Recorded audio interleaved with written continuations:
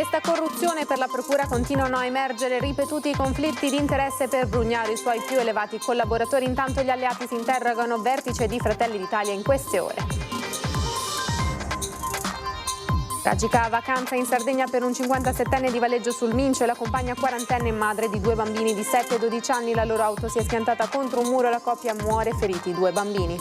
La morte di Linda Zennaro la notte del Redentore, disposta l'autopsia sul corpo della 21enne di Campalto. Agli Alberoni quella sera si è svolta una festa abusiva con migliaia di persone. Violenta aggressione nel quartiere San Paolo a Vicenza, il custode di un parco giochi picchiato e rapinato da uno sbandato che aveva scoperto a dormire nell'area. La polizia ha arrestato il malvivente. Una folla di familiari e tantissimi amici stamattina nella chiesa ortodossa di Loreggia per l'addio a Bogdan Stefan Cristoiu, il 29enne morto nel Brenta per cercare di salvare un altro giovane. Un altro orso si aggira nel Bellunese dopo gli esemplari passati per Zoldano e il Feltrino tra maggio e giugno. Un altro è stato avvistato sul Monte Roncon tra Seren e Fonsaso, l'animale immortalato dalle fototrappole. 60 anziani, alcuni anche disabili, hanno trascorso una giornata sulle spiagge grazie al centro Domenico Sartor di Castelfranco che li ha accompagnati a Jesolo per far loro vivere un giorno da bambini.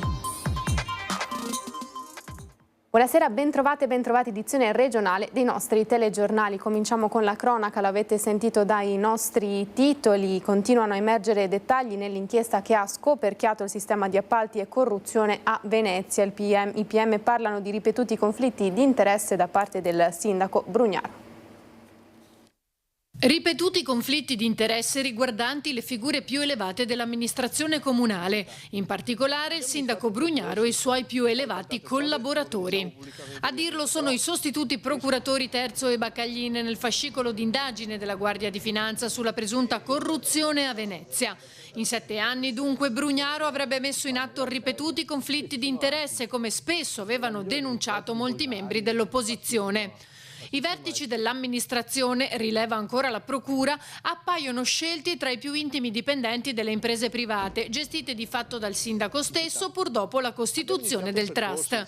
Una scelta, continuano, pubblicamente rivendicata dallo stesso sindaco come strumento per migliorare l'efficienza della macchina amministrativa, ma a patto rilevano che ciò avvenga in una condizione di reale distacco tra l'ambito operativo delle società private e quello dell'ente territoriale. E così per i PM non è stato. Continuano poi a emergere dettagli sui pili e i palazzi. Sempre secondo i PM, infatti, la tentata vendita dell'area dei pili non è stata una semplice trattativa, ma un lungo percorso non portato a conclusione.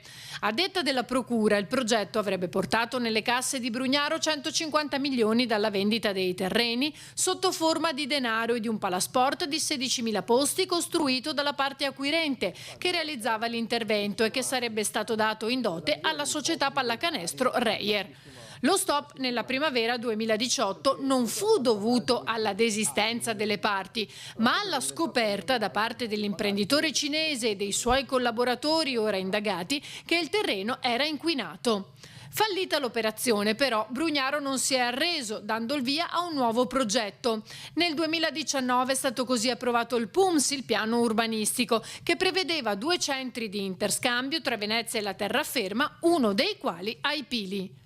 Ma nella vicenda si innesta anche la vendita di Palazzo Donà e Papadopoli a 2 società del cinese, il secondo svalutato dalla Giunta dopo la presentazione dell'offerta. E qui arriva la tangente a Boraso, che propose la delibera per la vendita scontata di Palazzo Papadopoli dietro un pagamento di 60.000 euro per la consulenza, poi rivelatasi inesistente. L'avvocato del primo cittadino però spiega. Pili. L'accusa sembrerebbe ipotizzare un interessamento del sindaco per consentire l'edificabilità di questa vasta area. Quest'area è altamente edificabile per volontà delle amministrazioni precedenti al sindaco Brugnaro. La storia di Palazzo Papadopoli è semplicissima. Amministrazioni precedenti, in epoche precedenti, stimano nell'ordine di 14 milioni di euro il valore di questo palazzo. Procedono, come si deve procedere per legge, a delle aste pubbliche per l'assegnazione, non partecipa nessuno. Successivamente, come prevede la legge, si deve rifare la stima. La stima non può essere identica alla precedente. Intanto, mentre sempre da più parti si chiede al sindaco di riferire in consiglio comunale prima della pausa estiva e non a settembre come invece lui ha deciso di fare, nella sede di Fratelli d'Italia sono in corso 2 lunghi incontri per fare il punto della situazione. Tragedia in Sardegna, distrutta una famiglia residente a Valeggio sul Mincio. La vacanza tanto attesa, il mare, la Sardegna. Nella notte si è consumata la tragedia. Un'auto, una Toyota, è finita contro il muro di una casa. Uno schianto terribile, un boato che ha fatto accorrere i residenti. A morire sul colpo l'uomo alla guida della vettura, Silvio Ispisa, 57 anni, originario dell'isola, e la compagna Anna Isabella Fratellanza, di origine colombiana. Feriti gravemente i figli della donna di 7 e 12 anni, e li trasportati in ospedale a Sassari con diversi traumi e fratture. I 2 bambini non sarebbero in pericolo di vita. La famiglia era residente a Valeggio sul Mincio. Il gravissimo incidente è avvenuto a Escalaplano, nel sud della Sardegna. Secondo una prima ricostruzione, la famiglia era in vacanza ed era stata per l'intera giornata nella zona di Costa Rei.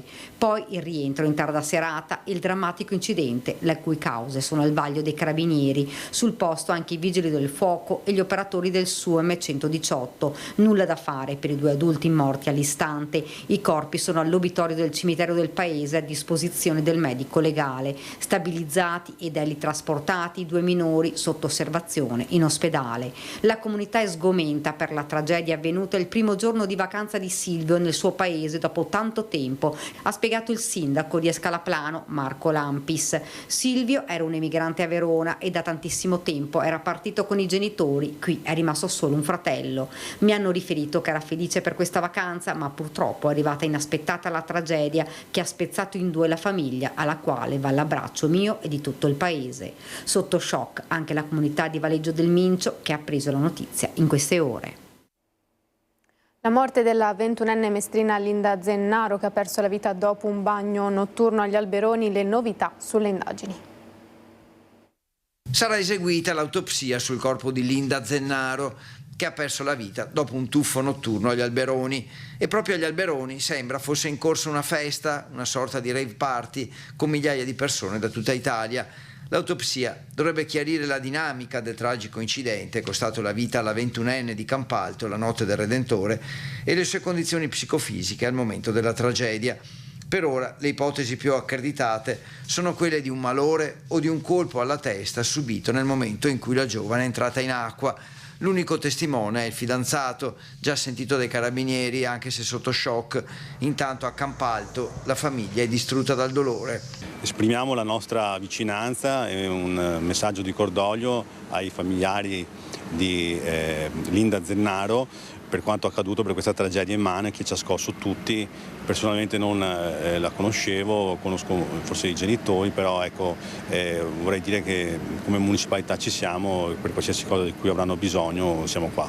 Linda stava frequentando un corso d'arte e la sua giovane età rende tutto più triste. Quando poi muore una persona giovane ancora più, fa male ancora di più e fa riflettere ancora di più sul valore della vita, sull'esistenza, su queste cose, quindi francamente non ci sono parole per poter descrivere una tragedia così grande. A Vicenza adesso aggressione nel quartiere San Paolo, custode del parco giochi di via Machiavelli è stato picchiato e rapinato. Alba di paura. Nel quartiere San Paolo a Vicenza sono le prime luci del mattino quando il custode del parco di via Machiavelli si trova a fronteggiare un 30enne che lo picchia e lo rapina. La vicenda è tutta da ricostruire, ma a quanto pare lo sbandato avrebbe dormito nel parco e sarebbe stato sorpreso lì dal custode, un 66enne che per evitare il gran caldo avrebbe anticipato il suo giro di apertura dei giardini pubblici gestiti dall'associazione Mediterraneo. Nei giardini di via Machiavelli l'incontro, anzi lo scontro. Quel che è certo è che il 60enne è stato picchiato e l'aggressore gli ha portato via il telefono e le chiavi dei vari parchi gioco. Un episodio che allarma ancora una volta i cittadini di Vicenza, già preoccupati per il degrado sempre più preoccupante. C'è una situazione che a Vicenza non funziona bene, in generale, cioè le persone veramente devono stare attente quando in giro da sole, perché se ne sentono un pochino troppe.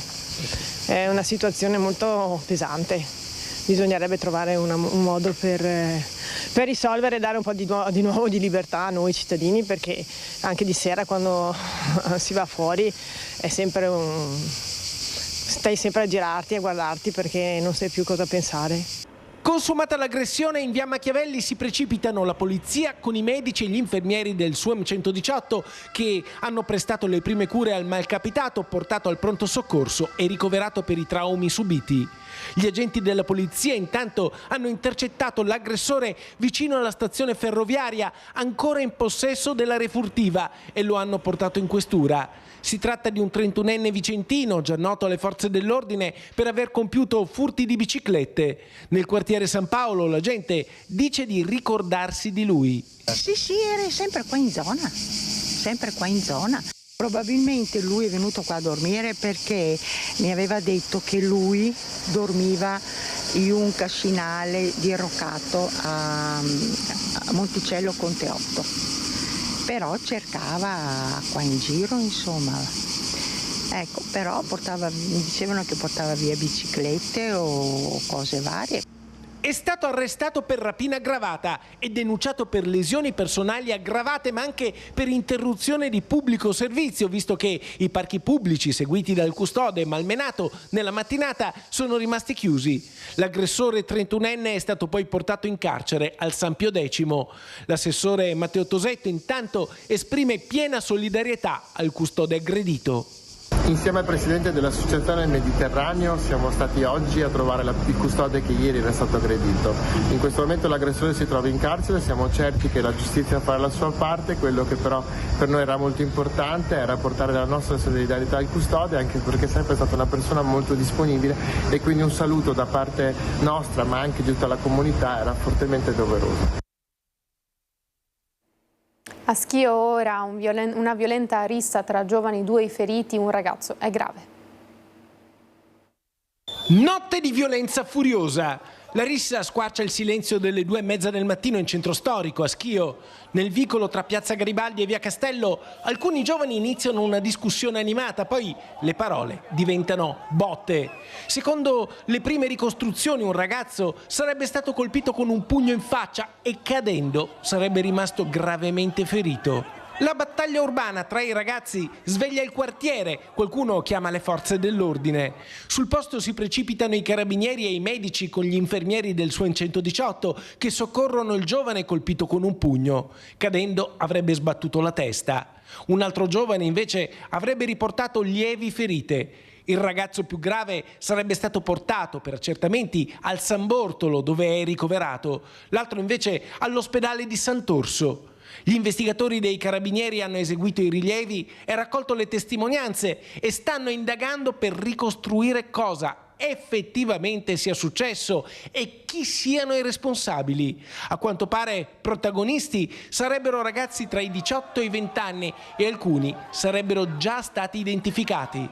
Il sindaco Cristina Marigo attende che le indagini facciano il loro corso per analizzare meglio l'episodio che comunque ha allarmato i residenti del centro storico di Schio. Queste sono situazioni veramente sgradevoli e che creano sicuramente allarme nella città. Mi viene però da pensare che è una situazione estemporanea che si è creata dopo la chiusura dei bar verso le 3 di notte, anche perché in questo periodo abbiamo cercato di implementare la presenza dei vigili del consorzio di polizia locale, che in questo senso ci è venuta incontro e presidia proprio quella piazzetta tutti i venerdì e tutti i sabati sera fino alle 2 di notte. Sono situazioni che dobbiamo monitorare e aspettiamo che le indagini facciano il loro corso per capire chi sono stati, con che modalità si sono avvicinati alla nostra città e hanno creato questo scompiglio. Tantissime persone questa mattina all'Oreggia per l'ultimo saluto a Bogdan Stefan Cristoiu, il 29enne morto nel Brenta per cercare di salvare un altro giovane.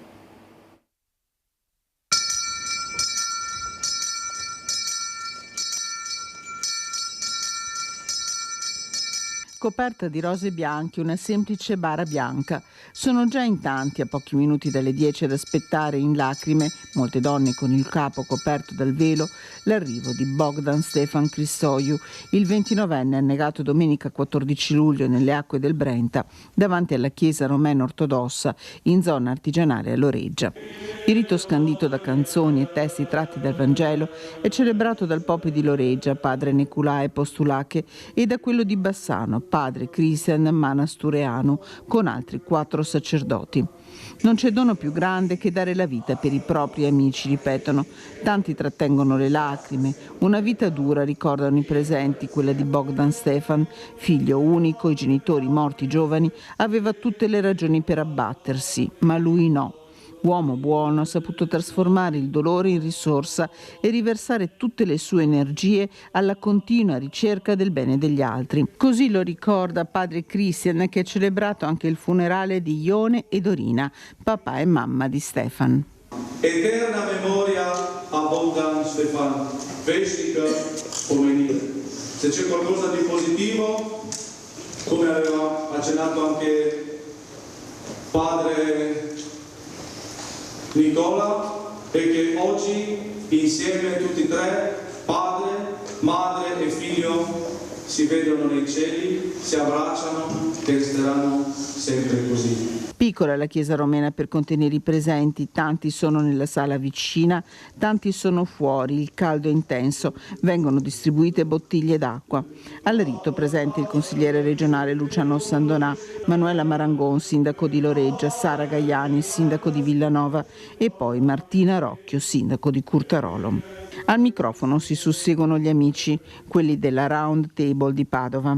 Ho avuto l'immensa fortuna di aver conosciuto non quelli con la maschera di Montello, un vero eroe. Quel tuo coraggio mi ha insegnato che dobbiamo impegnarci ad essere eroi ogni giorno della nostra vita. E tu lo sei sempre stato, lo sei ancora e lo sarai sempre per me. Ciao caro Stefano e tanti auguri di buon compleanno per tutti. Parla anche Claudio Rizza, presidente della Federazione Italiana Braccio di Ferro, che a Bogdan Stefan promette. Io ho sentito anche il venerdì prima di morire che aveva già dei progetti, aveva già delle visioni, aveva già dei progetti che io porterò a termine. Purtroppo senza di lui, anche se lui ci vedrà e ci darà un supporto, ci darà un aiuto. Viene letto un indirizzo di saluto del presidente del Veneto Zaia, conclude un amico. Un'ultima benedizione, poi i presenti sfilano davanti alla semplice bara di questo giovane uomo, così amato, che riposerà nel cimitero di Pieve di Curtarolo.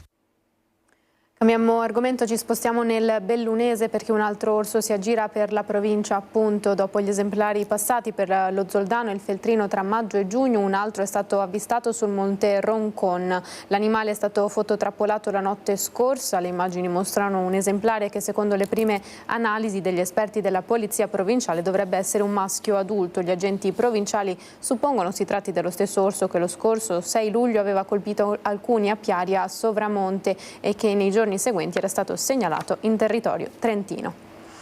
Cambiamo di nuovo argomento, sempre più frequenti casi di blackout elettrici negli alberghi veneti, così scatta la protesta dei titolari degli hotel. Albergatori veneti in rivolta per i ripetuti blackout elettrici negli hotel. Federalberghi, l'associazione di categoria, chiede soluzioni immediate. Nel pieno della stagione turistica, infatti, i problemi causati negli hotel di diverse località del litorale da frequenti blackout elettrici generano disservizi e disagi alle strutture.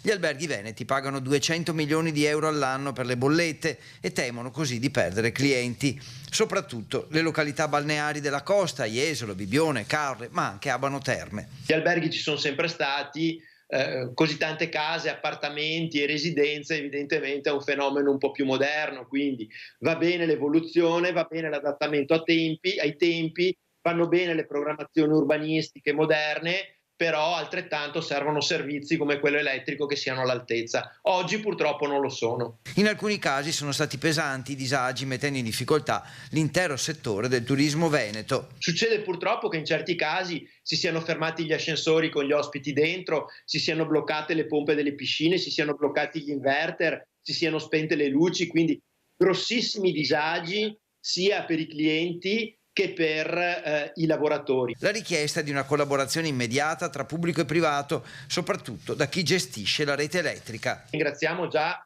dei sindaci che si sono mossi, De Zotti a Jesolo, Barbierato ad Abano, già in qualche modo hanno rilasciato delle dichiarazioni, si sono resi disponibili a fare un percorso con noi. Abbiamo però bisogno della terza gamba, quindi pubbliche amministrazioni, privato. Noi peraltro stiamo anche investendo nella transizione sulle energie rinnovabili, però abbiamo anche bisogno di chi la rete la gestisce, la manutenzione, quindi di Terna, di Enel Distribuzione e di Enel. Serve insomma un servizio elettrico nazionale moderno e che funzioni.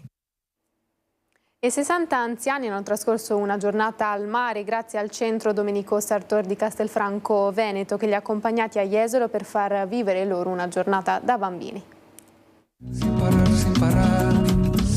Però se posso dire che qua, insieme con voi e insieme con tutta la compagnia, mi sento rinato. Tornare per un giorno bambini, sentire la sabbia sotto i piedi e l'acqua sulla pelle, un'intera giornata trascorsa in spiaggia tra due passi sul bagnasciuga e un gelato sotto l'ombrellone. È l'opportunità che il centro servizi alla persona Domenico Sartor di Castelfranco ha offerto ai suoi ospiti in questo inizio estate.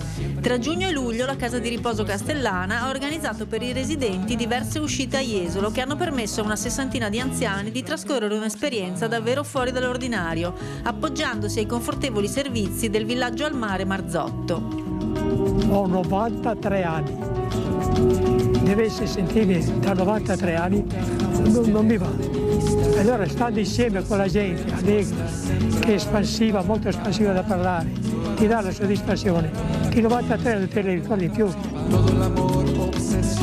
Dopo il successo dello scorso anno, il centro ha replicato anche in questa stagione, coinvolgendo ogni volta circa 15 ospiti. Grazie all'impegno del personale della struttura, dei familiari, i nonnini sono riusciti anche a rinfrescarsi in acqua e a fare il bagno, usufruendo delle speciali attrezzature messe a disposizione del villaggio Marzotto anche per le persone non autosufficienti. Un vero e proprio regalo per tanti anziani che non rivedevano il mare da molti anni, alcuni da decenni. Abbiamo mangiato il gelato, ci siamo schizzati, abbiamo sentito l'acqua fresca. Mi sono divertito un sacco con 3-4 donne a fianco.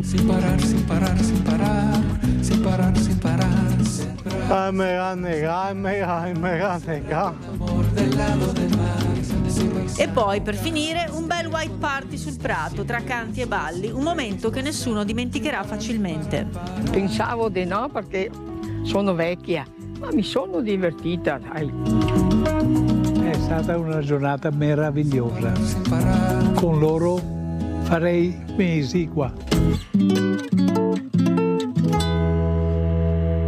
Vi ringrazio per essere stati con noi, una buona serata, arrivederci.